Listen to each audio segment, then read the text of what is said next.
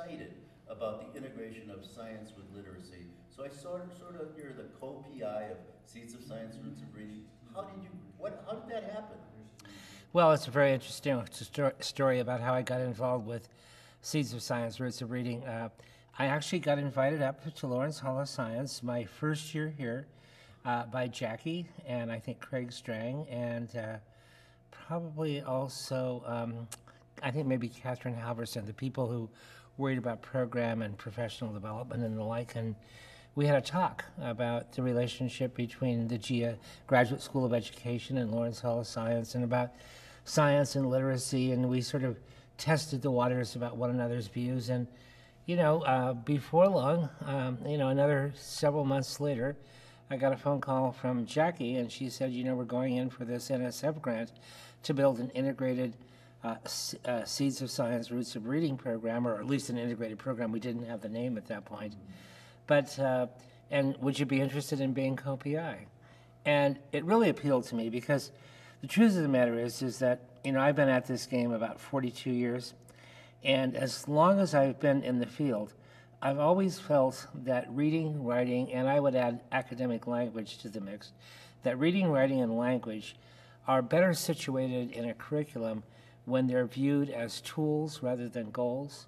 And most of the mischief that we get into, and that we have gotten into over the last 30 or 40 years during the time when I've been in the field, has been when reading and writing became ends unto themselves, where they weren't viewed as tools to help you develop new insights, enjoy,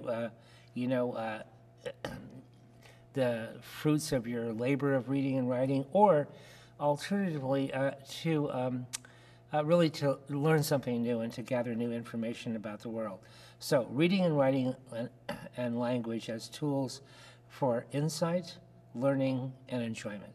That's sort of the... By mischief, you mean the back and forth debate between fonts and full language and those kinds of... Right. When I said, when we get ourselves into mischief, what I mean is that we turn the reading curriculum into a kind of an ogre that where we end up in a conspiracy of good intentions, where we mean to do the right thing and we mean to help kids become better readers, but we actually end up, destroying any kind of love or disposition toward reading that they might have by being so completely skills-driven that we forget why you read in the first place. And what about science makes it a particularly strong, supportive context? Well, the science and literacy relationship, I think, is very interesting.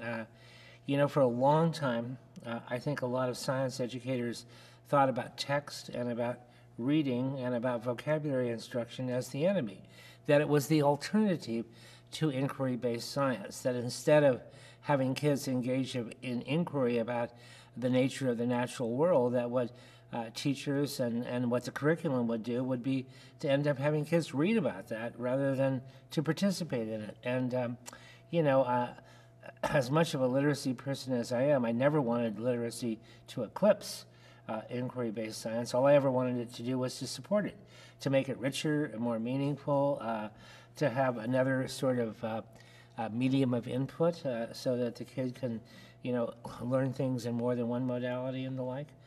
And so it seemed to me to be a natural synergy that we could develop if we kept our wits about us, if we didn't let the literacy get ahead of the science, and also if we didn't throw reading and writing out the window. So in either case, there's an impact on students. Yeah, exactly. Yeah, I think that's the point. If it's all text, there's a particular impact. Maybe you could say more about that. And if it's all only hands-on, there's another impact. Maybe you could say sure. more about that. I think that's absolutely right. If science instruction is all text, then kids never get to experience the sheer joy of discovery, and they don't get to learn what it is that scientists do when they inquire about the nature of things in the world. And if it's all inquiry and no reading, then they don't learn that aspect of scientific inquiry too, where it's not just out there messing around. I mean, that's part of it, but it's also becoming part of a discipline where you record things, where you make your findings public, where you subject yourself to standards of critique and scrutiny and the like. And so the inquiry aspect can help science in that regard too. So it is synergistic, I think, going both ways, right? I know the Seeds of Science Roots of Reading program talks about disciplinary literacy. So that's partly what you're talking about. How would you describe Well, that I for think, folks? when we talk about disciplines, I think we usually think of universities, the the disciplines of the science, the disciplines of the social science, of the humanities, and the like. But if you think about it, the roots of disciplinary learning start in kindergarten, or maybe even before then, where you learn what the sort of rules of evidence and argument are within a particular discipline. And surely there are commonalities across science and history and literature, but there are also distinctions. What's an argument? What counts as a piece of evidence and the like? And so part of learning the discipline of science is learning how to think and talk and act like a scientist. And I think that's what makes scientific inquiry and scientific discourse unique and different from what you would find in history or literature. The whole issue or question of argumentation seems to be a very important part of what Seeds of Science Roots of Reading is looking at both in the elementary and I think even more particularly in the middle school section. Sure. The whole notion of developing valid arguments, an argument where you can make a claim and find evidence to support it and have a clear path of reasoning between the evidence and the claim is surely a goal. But it's a goal at all levels. It isn't just a goal at high school. We want first and second and third graders to realize that that's part of being accountable to your classmates and to the principles of scientific inquiry is to tell us what your evidence is. The rule is sort of you can say what you want as long as you can find a way to support it. And it's really that ethic that we're accountable to support our claims with evidence that I think is so critical here. Yeah, let's do it a little bit more. Let's talk a little more about evidence. You were saying.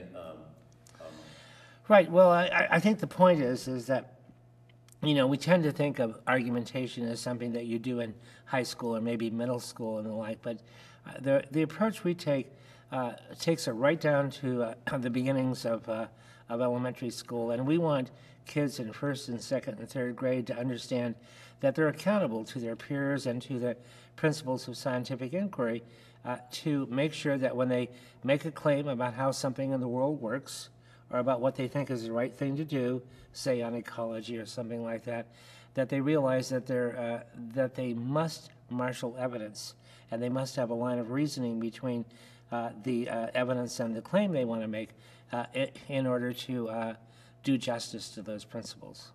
And I suppose there were science educators in the past that would question whether developmentally that was possible in the early elementary grades.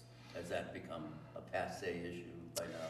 Well, I think you're right. I think that developmentally, that people who overstated the developmental approach, often said, well, that's all well and good, but we'll get to that later on. And I think that most science educators and really most literacy educators would argue no. Kids can understand that kind of accountability from day one. And I really hearken back to one of my heroes in the field of education, Jerome Bruner, who in the 60s said, we can find a way to teach the rudiments of any discipline in an intellectually honest way to a child of just about any age. Clearly you can't have the levels of sophistication you can later on, but the rudiments of how you think as a scientist, how you think as an historian, how you think as a literary critic can be there from the earliest stages. It's interesting. I mean, the definition of evidence in literacy and in science is different.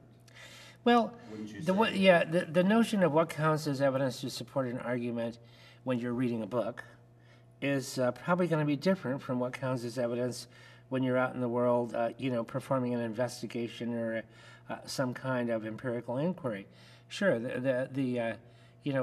when people say, what's your evidence when you're reading a book, you go find passages in the book that support the point of view you want to make. But it isn't just there. You have to have reasoning that shows how you get from that evidence to the claim you want to make about a character's motive or something like that. Similarly, when someone says to you in the science class, when you've done a little investigation about, what kind of environment snails prefer to live in, you've got a different kind of evidence. But what links the two is, I think, the logic, the reasoning that links the evidence to the claim you want to make about the world.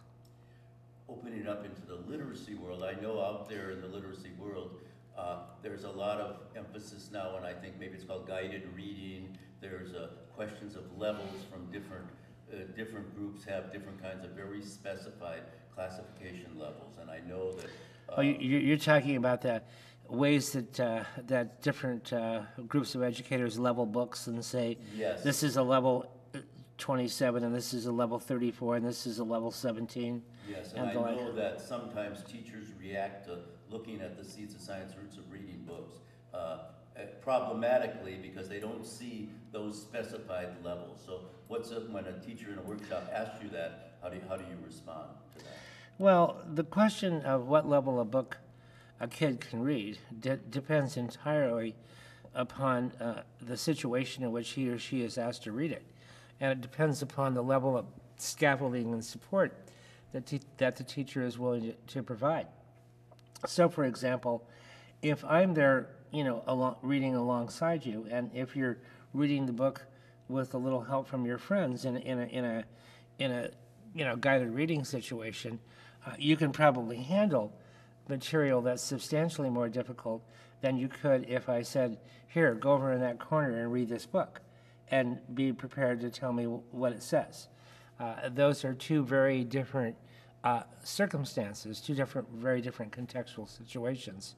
And so what we do in Seeds of Science, Roots of Reading is that we provide several kinds of support to help kids reach just beyond their grasp.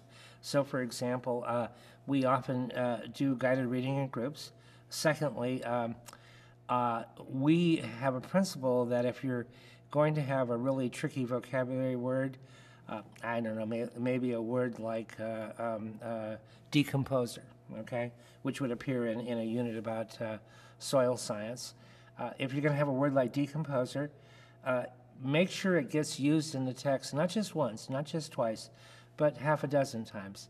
And make sure it not only gets used when you're reading, make sure it gets used when you're discussing the book afterwards. Make sure it gets used when you're actually doing a hands-on investigation where you're looking at the nature of soil and the like. And we have this mantra that we like to use, like, read it, write it, talk it, do it. And the point is that you encounter this new idea and the vocabulary label that goes with it in all those contexts, when you're reading it, when you're actually to use the word, when you write up a little experiment that you might have done with your classmates, and obviously when you are talking about it. But the key thing is to also use it when you're actually engaged in the activity.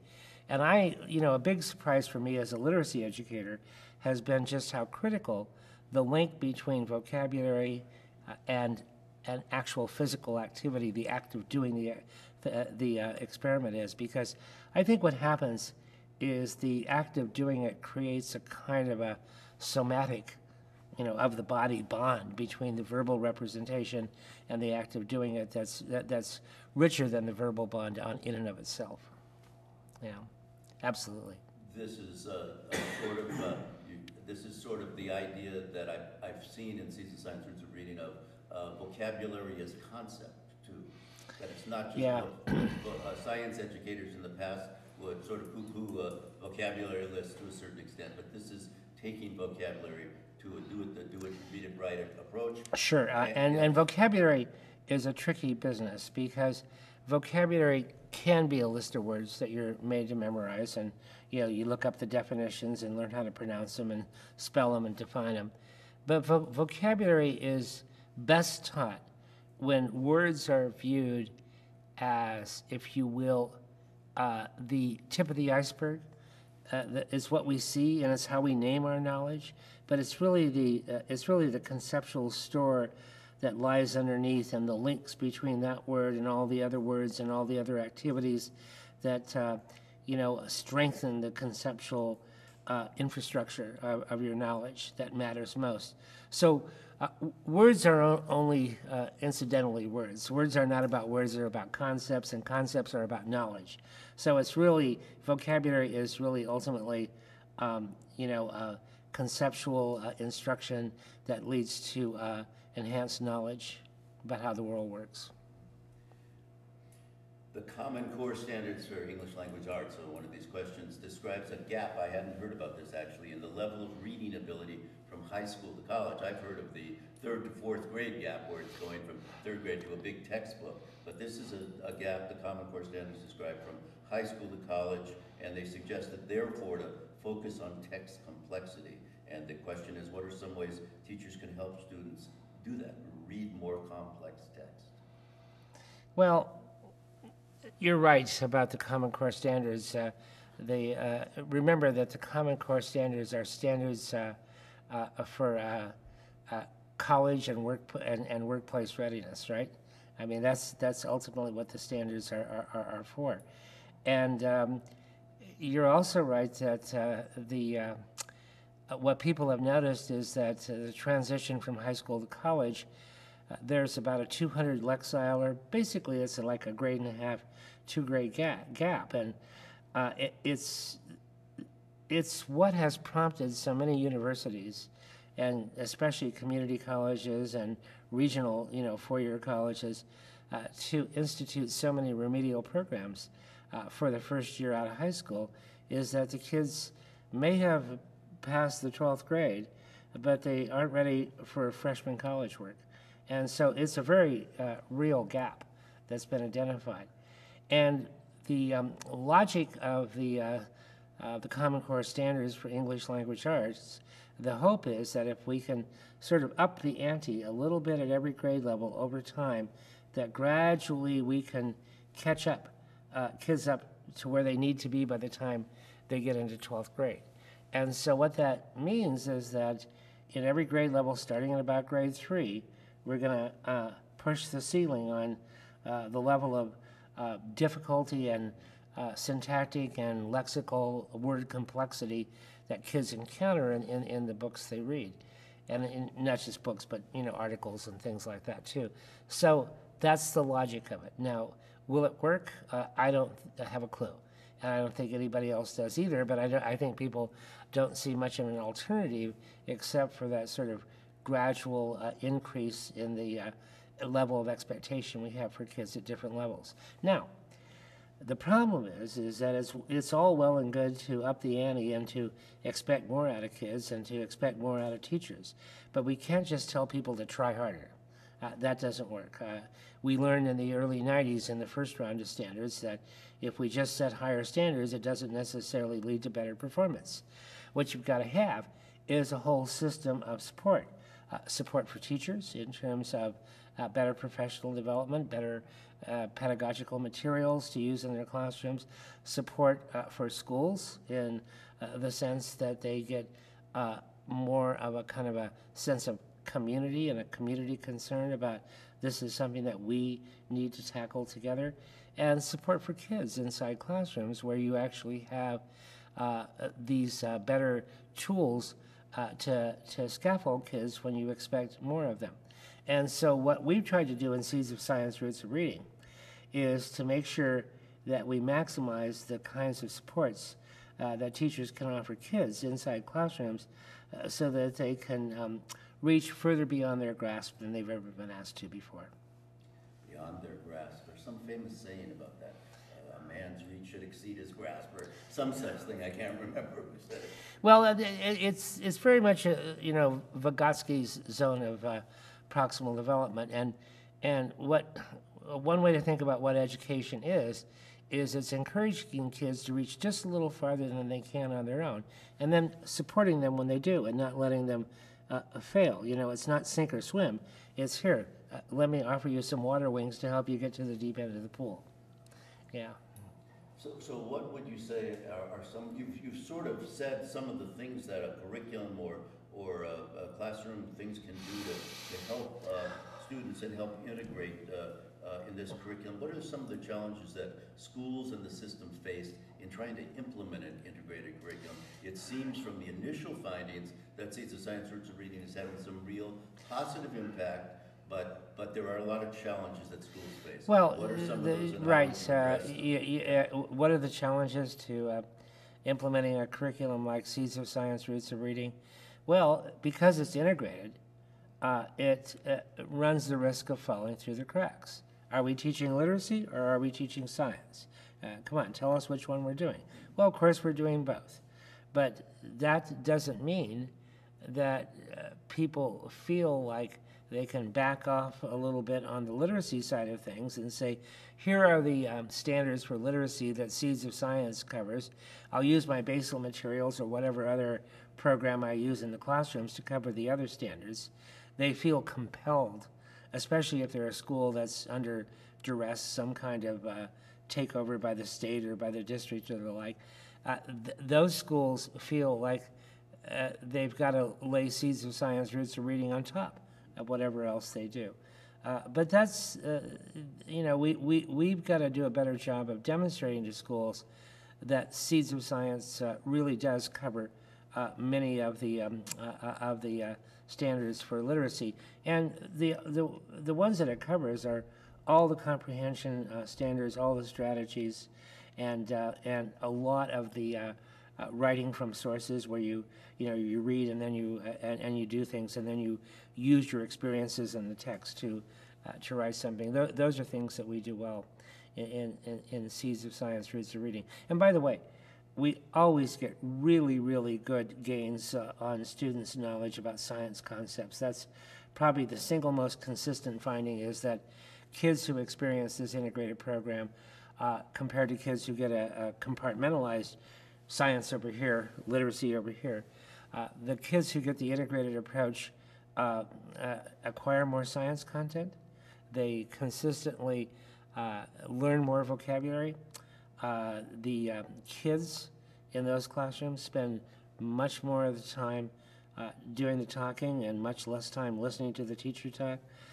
Those are the positive outcomes. On the literacy side, on the reading and writing, it's always the case that Seeds of Science, Roots of Reading, the kids do as well as, and more often than not, better than the comparison group. But the consistent results are in science knowledge, vocabulary, and participation in classroom discourse. And I gather some particularly promising ones related to English learners. Yeah, the data that we've been gathering on English language learners is really exciting because, as we all know, this is a vulnerable population in our schools, and anything you can do to sort of close the gap between them and their first language counterparts, and anything you can do to increase their participation in their learning and their grasp of academic vocabulary, by the way, which is critical to success in schools, is a welcome addition to the curriculum. And Seeds and Roots shows up really well on those comparisons. Did you need to do something at the door there? Or? I'm just trying to figure out where that. Oh, the little pounding, yeah. So almost over here. It occurs to me we've covered the questions here. You may have some other stuff you want to add. I'm going to ask a global question. You just finished being Dean of the Graduate School of Education at UC Berkeley for X years, 5 years or more, I don't know. 10. What do you see as how would you cast, not as simple as optimistic, pessimistic, but how would you look now at the state of education in the United States, and how in the medium run what would be your prescription for it, your likelihood that anything like that will happen? How are you feeling about all that kind of stuff these days? Well, looking at the big picture in American education, particularly public education and particularly K-12 education, 2 or 3 observations. First of all, despite all the negative rhetoric about how our schools are going to hell in a handbasket. If you take the long view, and if you look at a completely independent indicator like National Assessment of Educational Progress, the first thing that needs to be said is that kids are reading better now than they were 40 years ago. Their performance in just about all subject matters is better. And so it just isn't true that things were better in the old days.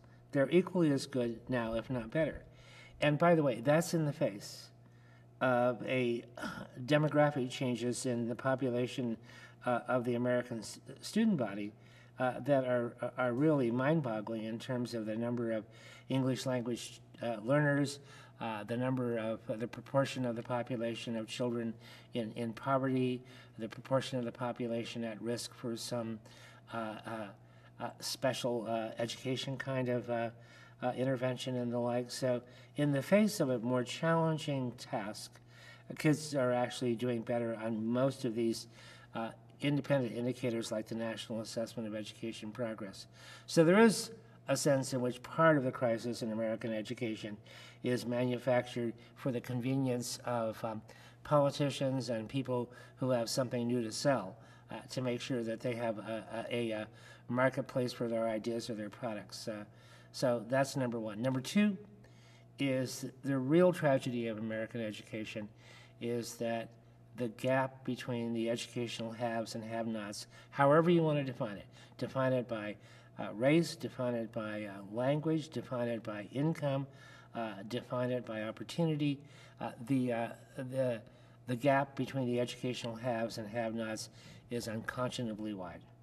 And it is still the case that those who are poor and different aren't able to partake of the fruits of American society the way that those who are wealthier and more privileged can. So to me, that's the number one problem, has been for the last 50 years, continues to vex us. And we make progress in small steps. And for a while, you know, on the national assessment, from about 1970 to about somewhere in the early 90s, every time we did a national assessment, that gap between, let's say between the black-white gap, got a little smaller. And then in the 90s, it widened a little bit, and it's stayed kind of stable.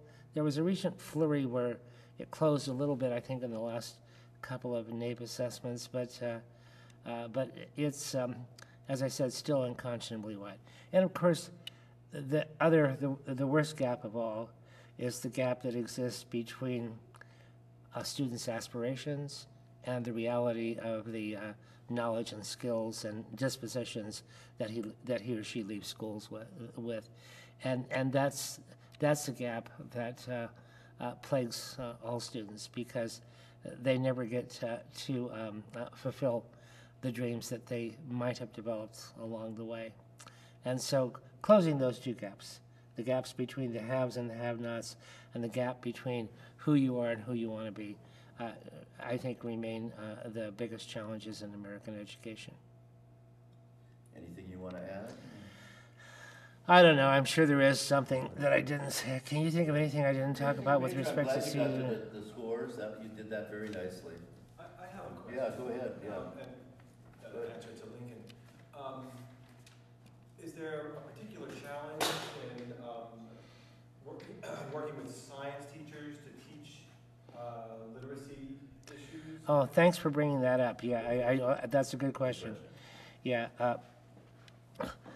So the question, what's it going to take to achieve this revolution in the integration of science and literacy? Well, I think it requires work at every level within the educational system. So, for example, it has to be part of our goals. And thankfully, if you look at the brand new, hot off the press sort of national framework for science teaching, I can't remember the name of it, but it's just a big report just came out from Common Core Standards? Yes? Well, it's the framework for the Common Core standards in science. Its name escapes me, but one of the interesting thing about that framework is it clearly implicates literacy as a fundamental part of the practice of science and science education. And it takes on the responsibility for helping kids learn to read, write, and engage in discourse about the scientific enterprise. That's part and parcel of the science standards. And so at the broad policy level, we've got a real commitment. But that doesn't mean it's going to happen. It's also got to show up in the assessments, and we don't have a clue about what the new science assessments that emanate from these standards that have yet to be developed, by the way. We just have a framework. Standards have to be developed and then assessments on top of that. But if those all move in the same direction, then we'll have the policy levers in place to help this happen. Then what we have to have is, I think, a kind of a change in the minds and hearts of teachers. And this includes both teachers of science, who need to understand that it's not just the English teacher's responsibility to do this stuff, that they need to take on the responsibility for helping their students learn how to read, write, and talk science. And also on the part of English teachers, who need to understand that whatever skills they're teaching need to be situated not only within the literature curriculum, which they have been for decades, but also need to be situated within the curricula of social studies and science. And then the other thing that's going to happen that it takes new tools that are contextualized in all of the disciplines. So, for example, we need reading comprehension tests that measure your reading comprehension of science texts, history texts, and literature texts, and the like. And right now, basically, we have tests in reading that are biased toward literature texts, and we're going to have to systematically think about how to make those happen. Well, luckily, the Common Core standards for English language arts are already laid out that way. They have one set of standards for literature, another set of standards for history, and a third set of standards for science and technical subjects, and this is for reading and writing, in beyond, I think, grade 6 and beyond. And then below grade 6 in K-5, they lay it out as sort of literature and informational texts. But that's a big sea change in English language arts standards, to sort of conceptualize these standards as having a legitimate space both within literature and in the disciplines, and in the other disciplines, because I consider literature to be a discipline in its own right. So both the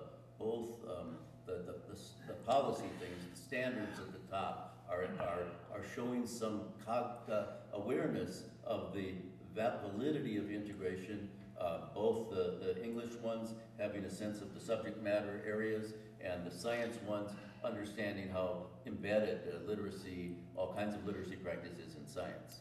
Exactly. So would you trace, do you think the impact that Seeds of Science, Roots of Reading, and other integration efforts, I know there are several others, do you think that has played a role in? That's an interesting question. Have programs like Seeds of Science, Roots of Reading, John Guthrie's Corey program, Romance and Vitali's Ideas program, the work of people like Anne-Marie Palanksar and Shirley Magnuson, Larry Yor, Brian Hand. You could go on. I'm sorry for the people I left out.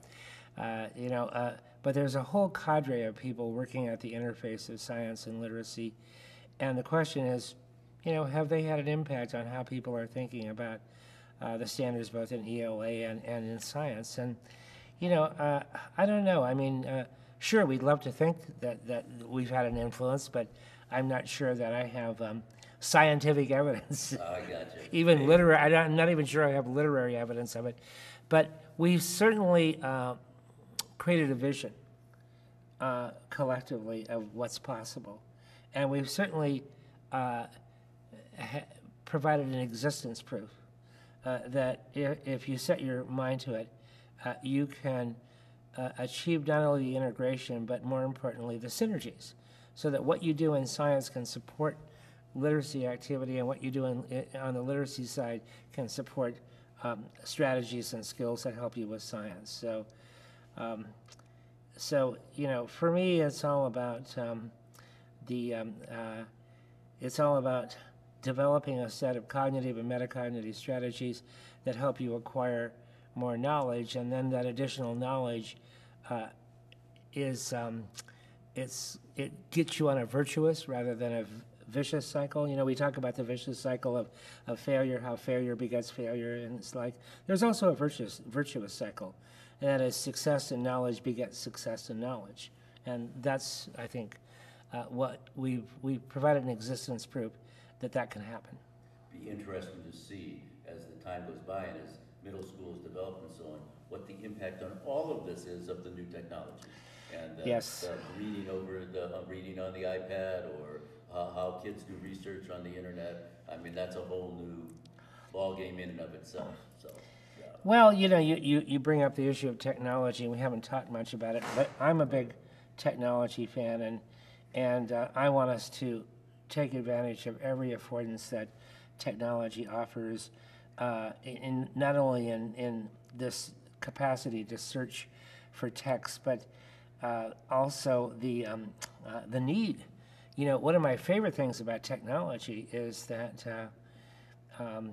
the internet is the ultimate democracy of information, and in a print world, we've had gatekeepers to tell us what's worth publishing for a long time. On the internet, any fool can say anything he or she wants to say, and so what does that do? It increases. It dramatically increases the need for kids to acquire critical reading and critical reasoning skills so that they can tell a valid from an invalid argument, and so they can detect when a person is selling you a bill of goods rather than providing you with a new perspective on a problem. Yeah. So I'm all for embracing those problems. Yeah.